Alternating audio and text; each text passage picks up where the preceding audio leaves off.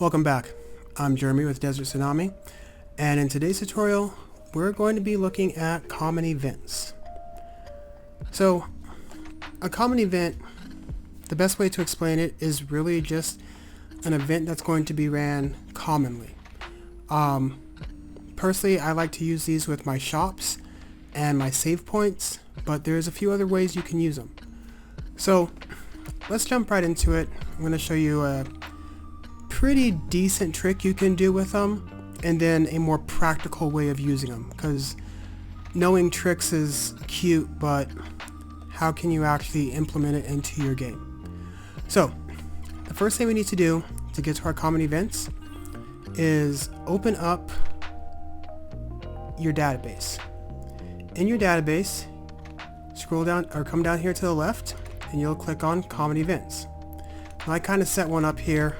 Let's go ahead and delete this guy so we can just start fresh. By default, it will give you 4 common events.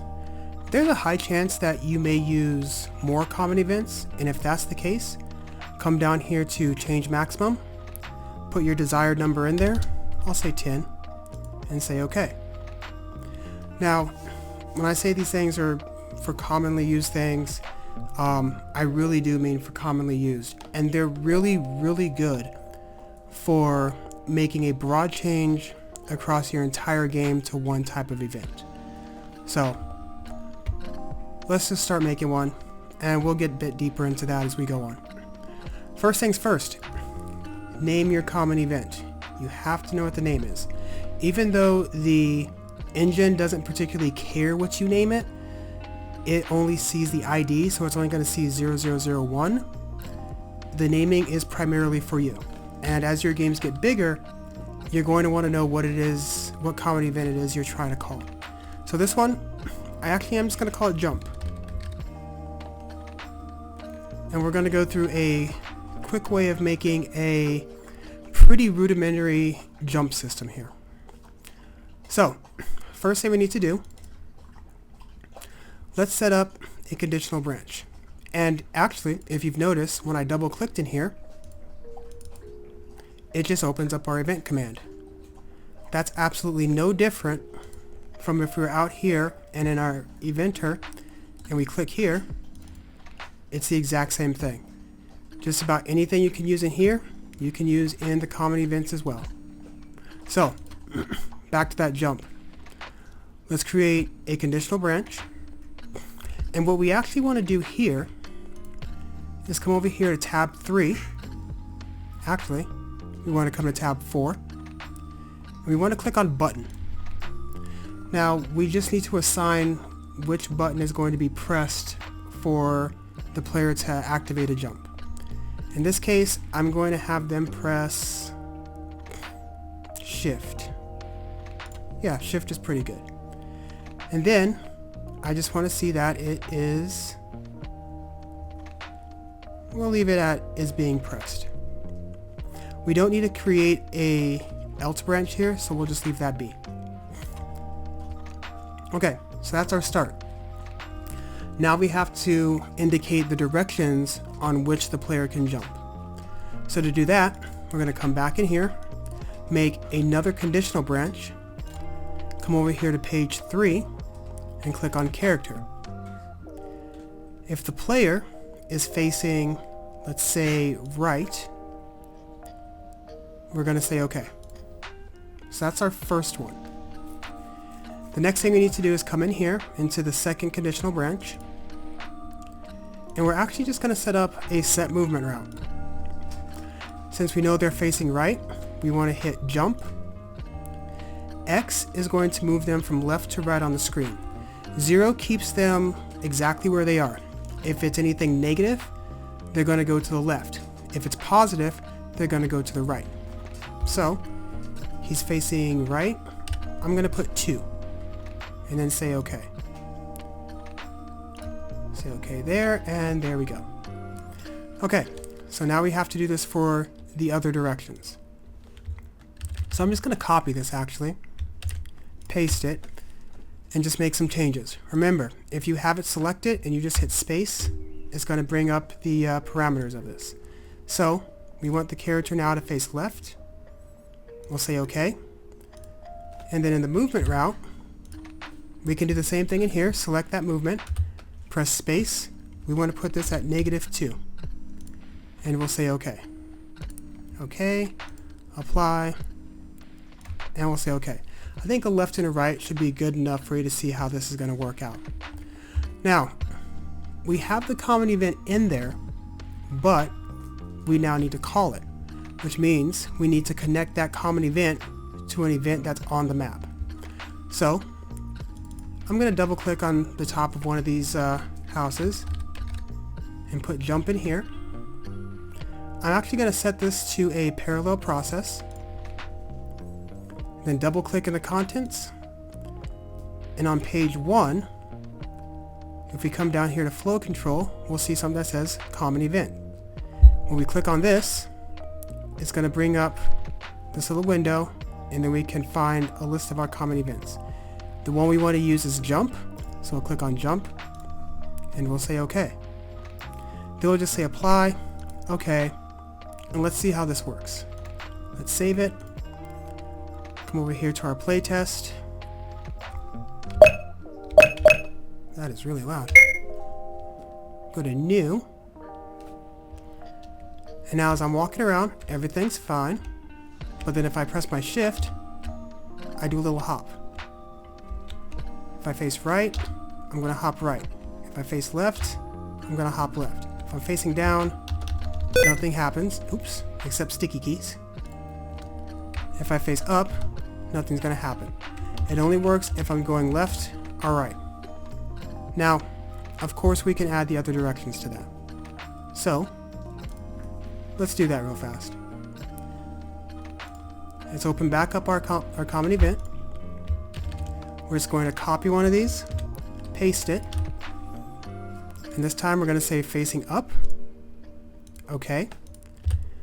Come back over here to our movement route, and we're going to change our jump. Now, since he's going to be jumping up, we can put X at 0. And for Y, this one is a little tricky. Up in the Y-axis is actually a negative number. So, we're going to say -2 and say apply. And then we might as well go on and make one for him going down as well, right? So down. We're going to change the jump. And we're going to change the Y to a +2. We'll say OK. Apply. OK again. Let's save it. Actually, let's turn down our... We can turn down the volume in the game. I should have done that in the last video, shouldn't I? Okay. Let's just do this. Sound effects. There we go. Jesus Christ. Okay. That's so much better. Alright, new game. Now, if we're facing up and we hit shift, I jump up. If I face down, I'll jump down. So now, I've got to jump in all 4 directions. As I said, this is a cool little trick, and you can add it to your game, but you've got to be careful with this one. So let's face down and try to jump off this cliff. We're kind of stuck now, because this cliff is a collision object. We can jump out of it, but that's something that you really want to pay attention to. It's kind of easy to get stuck. So be mindful of that. Okay, there are more practical ways to use common events. So let's go on and check out some of those. I'm actually going to go on and delete this event that we made because I just don't want to use it. It's okay if you delete the event that a common event is in, because that event does live in your database. So let's come over here to common event 2,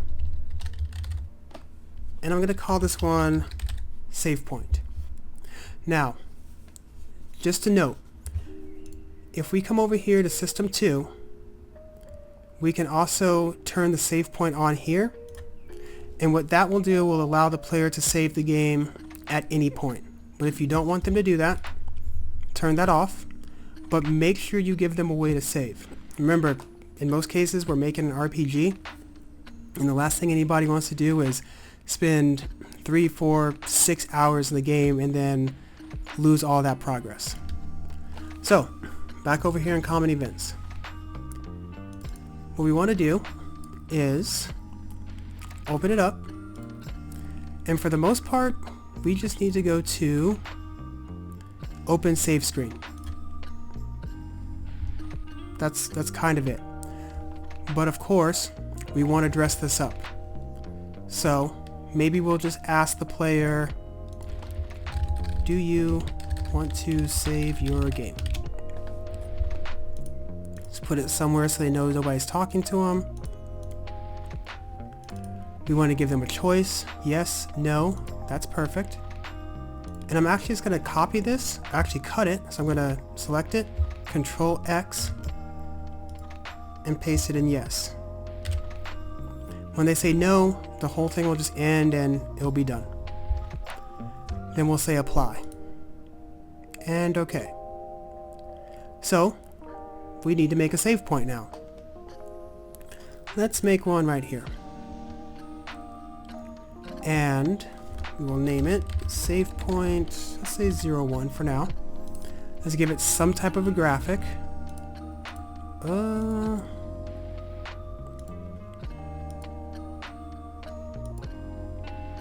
Let's see here. You know what? This looks perfect. Maybe this dude. Let's go with her. Okay, there you go. And then we're just going to come back over here to page 1, common event, and select save point. This one we do want to leave on action button, and then we'll just say apply and okay. So now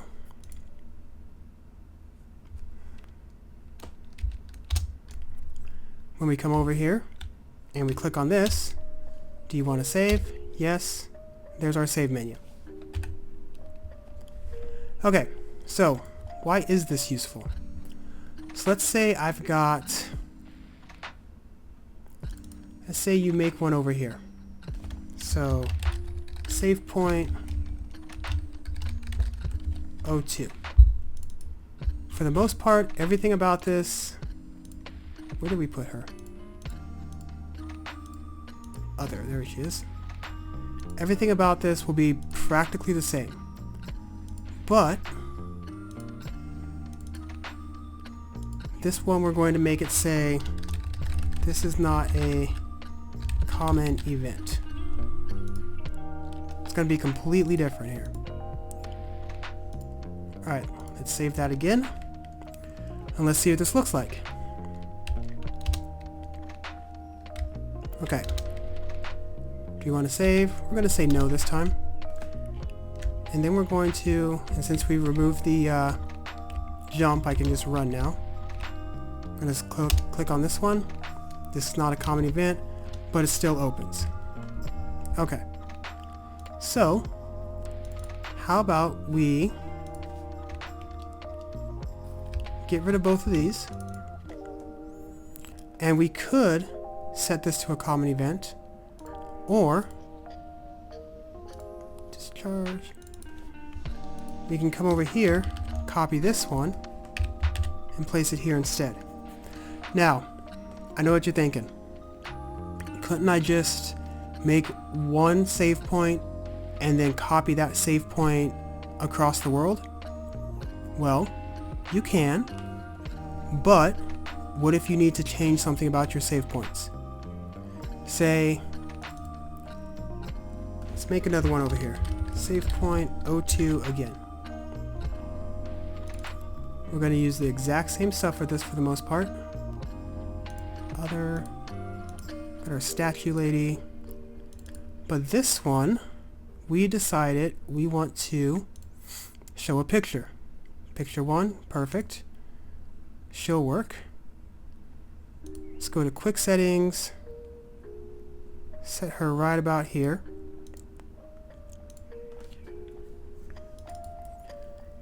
And then she'll ask, do you want to save? So for the most part, it's all the same, right? Open save point, yep, that works. Save our game, come back in here.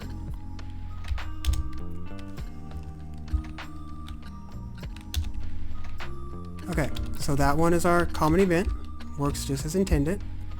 We did copy that one over there. Exact same thing. We come over here to this one. Now we get a picture and a little bit more. So, we've got 3 different save points in here. Now, watch this. Let's come back over here to our common event. Save point. Since I know I want to add a picture to it now, let's... Oh, there she is. Add our picture. Go to quick settings. Place her in the right spot. We'll say OK. Apply. Done. We'll say save. And then we'll test this and you can see exactly how this works. Okay, this one had a common event on it. Oh, there she is. Let's come up here to the other one. We're going to talk about removing that picture in just a bit. Do you want to save? No. Okay, so we did make a mistake here, right? She's still here. We need to get rid of her. All of a sudden, this common event is this event's useless. So let's go on and delete that one. Let's come back over here to our common event. Make sure we're in save point. After they say yes, or they say no, either way, at the bottom of end, just put erase picture 1, because she is picture 1. That's also indicated right here. And we're going to get into pictures a little bit later. So we're going to bring up picture 1 and then erase it after the choice has been made. We'll say apply. We'll say OK. And as we saw with our 2 common events, they brought up the exact same picture. They did the exact same thing. This time we're going to say no. Perfect. Picture goes away. Let's come back up here to this one. We're going to say no. Picture goes away. Great. So now what we can do is we can copy either one of these because they're going to be the same thing. And we can come over here to our forest. Maybe we'll place this little statue right here. We have the forest town. Let's place her right there. I'm not sure I even connected these. We need to connect these. We also have the lost forest, which connects to an abandoned grassland temple. You know what? Let's leave this one out. So we've got these 2. Let's make sure everything is working here. Seaside Hamlet. Transfers to forest. Boop. Means it should put us right about here. And we did place her right here. So she's in a completely different map right now. So let's save it. New game. We're going to ignore these 2 for now. Actually, where's my controller? There we go. Let's come over here to the forest. There's our save point. Nope. And it works exactly like the other 2 do.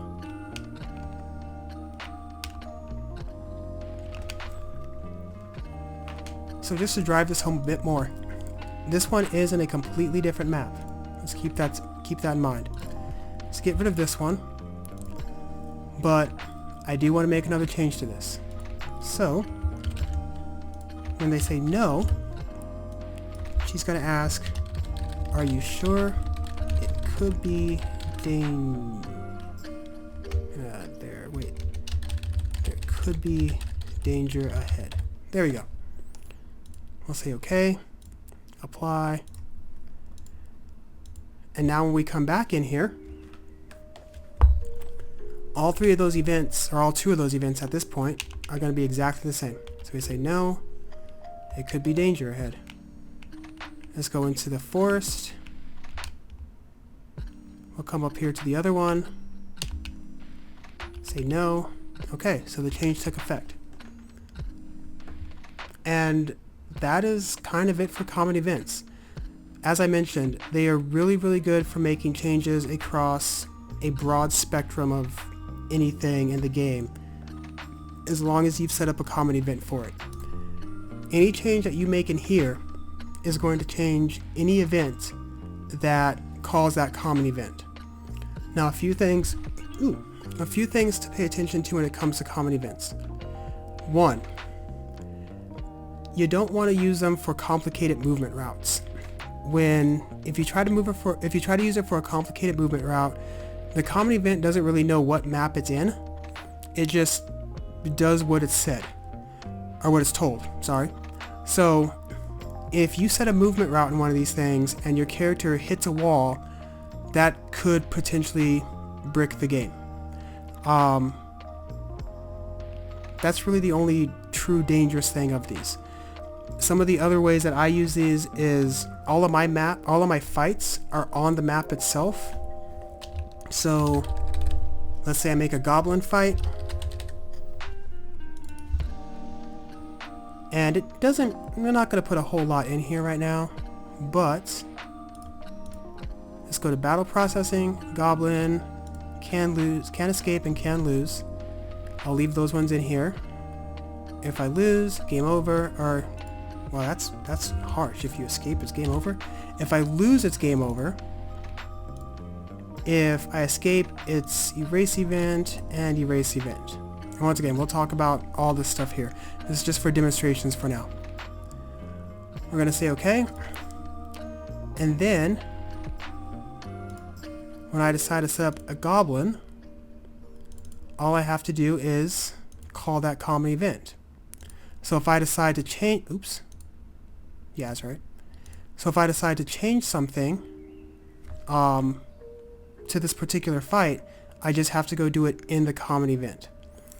The other thing common events don't do is set pictures for the events. So sure, the goblin's in here, but we can't see him. So let's find ourselves a goblin. Monster. Does he look like a goblin? He looks like a goblin. And we'll say OK. So whatever the change is that I put in here, or I put into the common event, will reflect on all the common events, or on all the events that are calling that. Whew. Okay. So there's that fight, but let's change it. Oh, that was a zombie. Yeah, whatever. I'm hungry. Let me eat ya. There we go. So now, it's gonna get really loud again when we test this. I'm very sorry. Actually, let's just turn down everything. Because... there we go.